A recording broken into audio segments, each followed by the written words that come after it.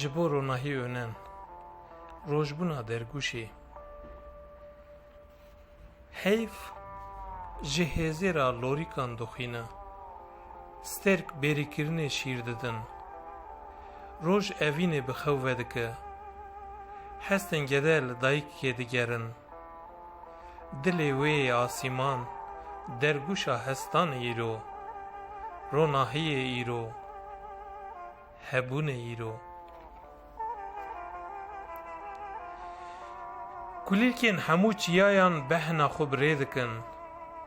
Rez gûşiyên xwe di mahseran da werdikin. Da ku şîreya xwe bi rê bikin. Çem masiyê xwe yên sorik dişînin. Gelî zinarê xwe gindir dikin.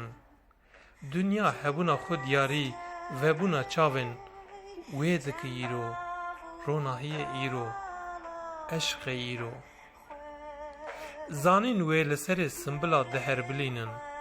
Helbet roja afirandina afrînereyê îro. Helbet roja afrîneriya ku wê afirandinên wê bên çinîne îro.